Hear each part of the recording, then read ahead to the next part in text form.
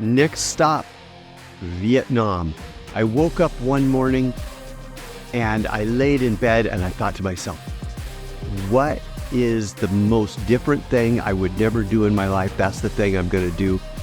And I thought about it and I thought Southeast Asia, Vietnam, I'm going to Hanoi. I'm going to go fishing in Vietnam. And that's what we're going to show you next.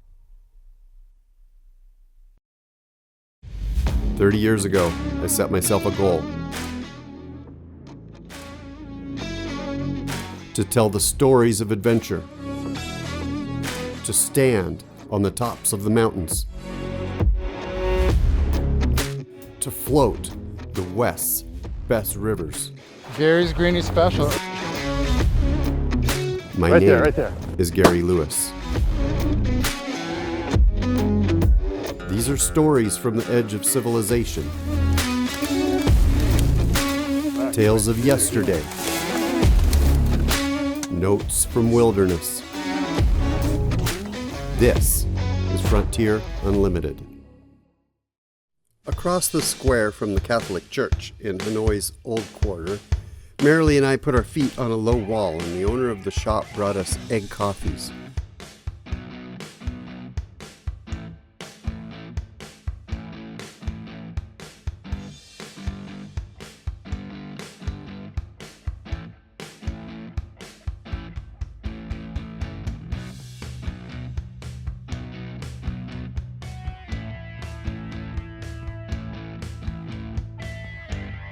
We were early and the city woke around us. Children in uniforms, men in work clothes, women in business skirts, on scooters, on bicycles, moms and dads and toddlers, sometimes four in a family on one scooter. A grandmother sat on the corner near us and received respect from passers-by.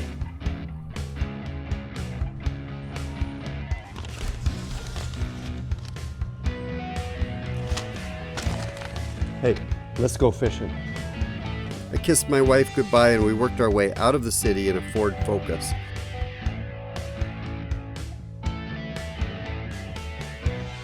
Kang was 34, Huang's cousin, owner of a fishing lake and tackle shop in a city of 8 million people.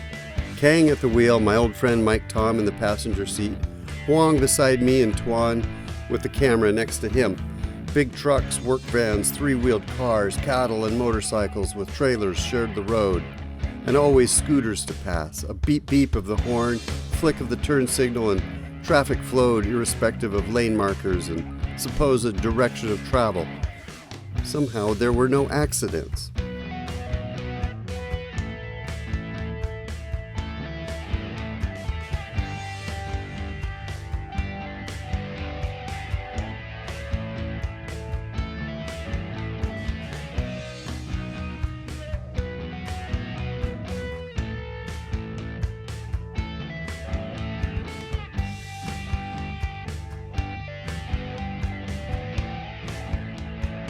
Two hours later, when we had pulled down a narrow lane and parked on a sandy spit,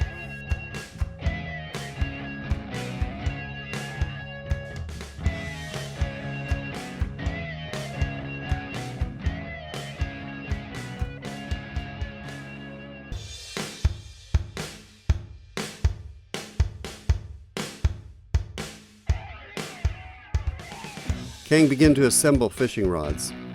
He said he lived free, liked to fish, drive nice cars, and share good food with friends.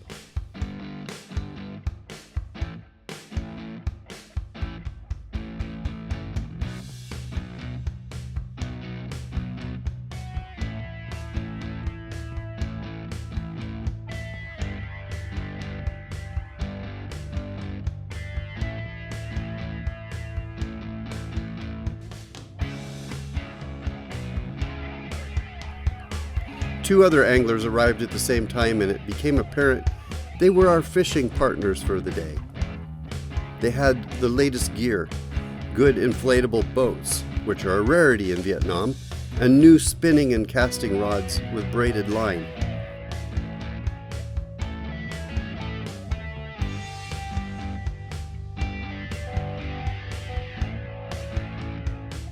Mike and I strung our fly rods. We were fishing for snakeheads.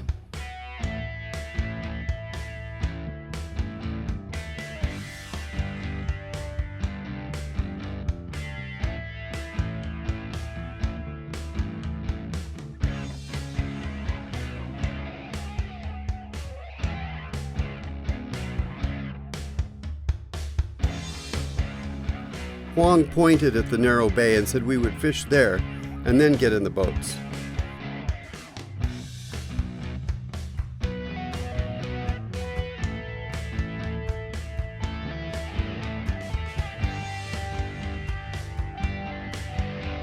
I managed to catch a red-belly tilapia, and Mike snagged on an old rope.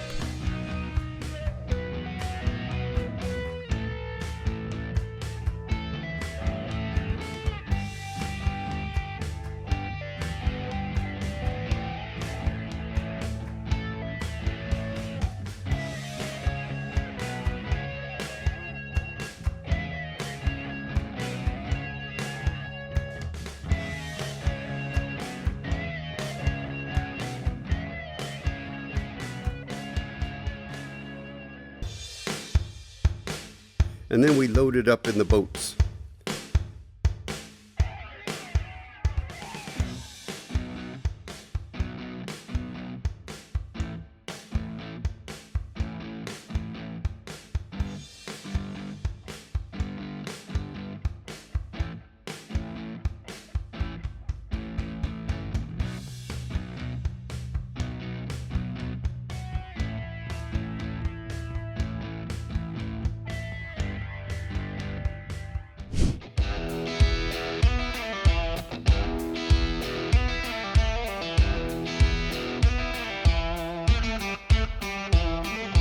Kang stayed behind to fish from shore, and I got on the raft with a 20-something fellow with a cowlick, a smartphone, and no English.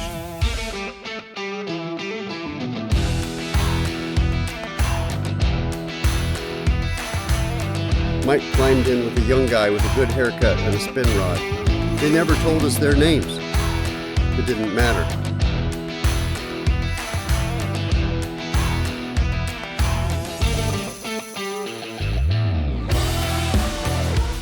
Huang and Tuan followed in a third inflatable with Huang, who had never operated a boat before, learning how to run the electric motor and how to row to keep up with our faster boats. It must have been in his blood because he made the little boat scoot.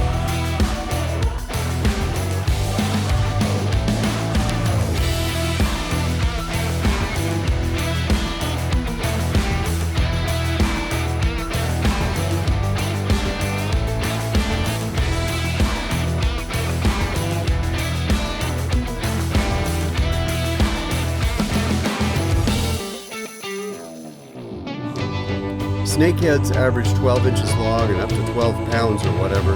They run the bottom like catfish and eat like snakes, anything they can trap in the shallows, and bite with that snaky mouth. And people eat them, although Kang said we were letting them go today if we caught any.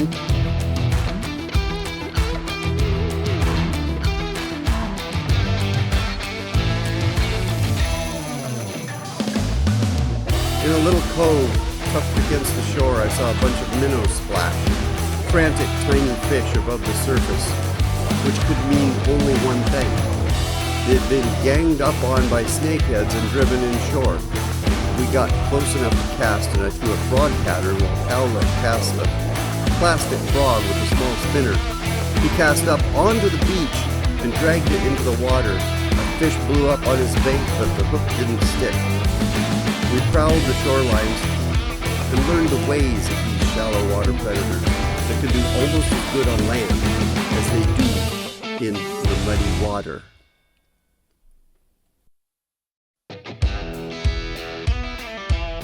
Sometimes the fish don't bite as fast as we want them to, and this was one of those days. Cowlick talked to Huang, who translated, "Slow down your retrieve, cast into the brush, cast onto the land."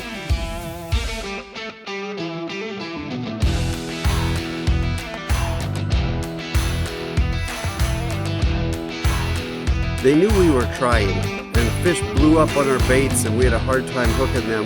But Mike caught one, and his guide hooted, and then the guys started talking among themselves. And then they asked, through the translator, if we had more time, could drive 100 kilometers from here and fish another lake where there were peacock bass, much easier to catch. And we knew we had made friends. These guys were such good anglers. Put them in America on a bass lake and they could be tournament fishing the next day. They had the skills, they had the fishiness.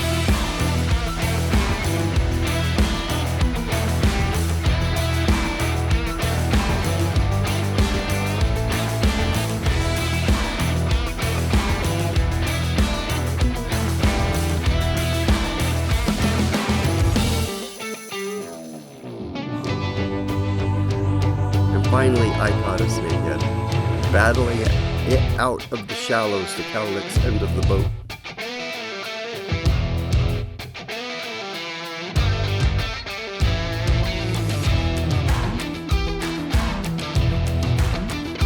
We lunched at a family campground on the edge of the Big Muddy. Noodles and beef and chicken, sprouts and lettuce and mint with fish sauce, a chicken head in the soup. Washed it down with Coca-Cola.